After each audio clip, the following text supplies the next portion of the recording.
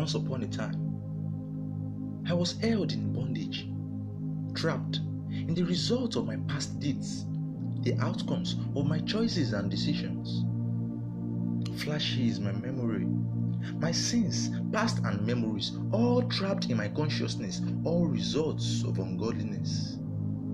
In the midst of the world, the absence of the word replaced by the devil's word, a burrow in my flesh.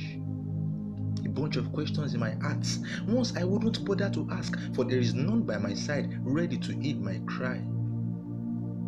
And then I remembered the book, the writings gifted to me as a hook by a poor fellow that could only afford one. My attention now drawn to its contents. I flipped open the pages of the book. Maybe in it I could find solace and the questions of my heart answered. And right there it was. The solution to my problems, the answers to my questions, a soothing relief to my wounds.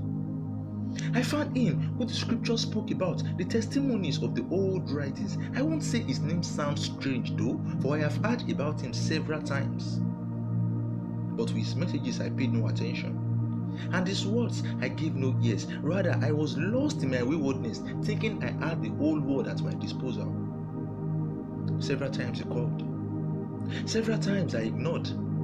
Countless times his hands he stretched forth, and countless times I walked out on his efforts. But he never gave up. He never took off. Rather, he stood up and maintained his love, reiterating his affections to me, his words ringing in my head. Yet, I was as blind as an eel. Yet again, I left him stranded on his feet and walked back into my crib, full of sin and grief, crawled back into my shell, wallowed more in deep regrets. For I never thought in him I would find rest, and a warm embrace I would get from his chest. I thought my sins were too great, too much, an innocent soul would take them to the grave. I was covered in guilt, for I was this same soul found in filth. A life of sin I lived, in its seeds and feet I grew, back to my present state. The claws of sin, too strong to resist, death holding me up in captivity, transgressions too much I couldn't bear. Who am I? Who am I? Out of agony I cried. Who am I to deserve the blood of the Son of God, the perfect sacrifice of the Anointed One? Why would anyone want me? Why? In multitudes of sin I live, day and night, sustained by it, the result of iniquities laid bare at my feet. The accuser laughed. Out of agony I cried, for prior to this I never saw the need for a savior, because the extent of my state was not glaring enough. But right now I could see. There is no escape route from this sin. My sinful nature has caught up with me. I must serve the punishment dished out for me. The accuser rejoiced. He was so full of confidence, for he knew that right now the hands of the Father are tied. The accuser brought out his files. The complete records of my misdeeds, he read them loudly to my ears. There was no way I'm denying that. For he was right. He was so right. Once again I was sad. I've lost the war in the battle. But at that moment, something happened that changed my life forever. The same man I had always ignored once again walked in on me. I never knew he had paid it off for me. The accuser knew my ignorance. He knew he had lost it long ago, but my ignorance gave me a hold over me. The story of the kingdom. The precious lamb of the Father, the heir to his throne, beaten, despised, and slaughtered. He came for me. He did it all for me. He paid it all for me. He gave his life for me. For the Father knew that my efforts wouldn't mean, neither would my strength win against the shackles of sin. No man could have done that. No man, absolutely no man. No man would have given his life for the salvation of others. Yet he chose to die. He chose to lay down his life. Even for me, the definition of sin, I was left in utter disbelief.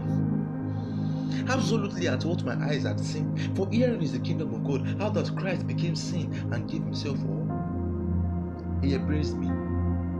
Let it go, son, let it go, for your debt have been fully paid, your record is erased. Hallelujah, God be praised. The devil is disgraced. Many sons have been raised all around the world. The gospel proclaimed. He became the substitute for sin. He gave himself for me. He became the substitute for sin. And now I've been buried with him. He became the substitute. I owe him my gratitude, for no longer do I owe debt, no longer do I owe the grave. He became the substitute. Instead of annual sacrifices of bulls, nor the covenant of ark, nor the God of escape, he became the substitute. We no longer have to pray in Jerusalem, nor drink from the well of Jacob, nor climb up the mountains to offer burnt offerings. He became the substitute. Washed us clean in his blood, took away our reproach, and now the Father we can approach. He became the substitute. Now we have come to Mount Zion, come to the city of the living God, to God the judge of all. He became the substitute. We no longer have to behold the brazen serpent, nor bathe in the pool of Siloam, nor eat of the fruit of the garden. He became the substitute. Christ our substitute. The love expression of the Father, the burnt offering on the altar, the high priest and the covenant ark. He became the substitute. The only true witness amongst multitudes, the faultless definition of the Father, a loving brother, master and father. He became the substitute. He put an end to death in the spirit. He became the progenitor of a new race. Those who believe their sins erased. He became the substitute. The stronghold of sin broken. The devil and his tactics vanquished. Now I'm saved, forgiven and redeemed. Back to the beginning. Back to the beginning. Back to what happened at that high court. Though the devil's evidences were glaring and my sins were so many, the Father proclaimed me free, righteous, faultless, and released. For Christ became the substitute for sins, took away my reproach and shame. This is the gospel. Again I say to you, son, come unto me, for if your sins be red as scarlet, and your iniquities fill to the brim, I will wash you white as snow. For I am the Redeemer, given to mankind the gift of life by the Father. The only sacrifice, the faultless sacrifice, the accepted sacrifice. God came in the flesh, died for humanity, buried in darkness, but on the third day he was raised. Oh death, where is your sting? Oh grave, where is your victory? For life eternal has been released to everyone that believes. Oh death, where is your sting? Oh grave, where is your victory? For with resurrection of Christ comes the salvation of mankind. Oh death, where is your sting?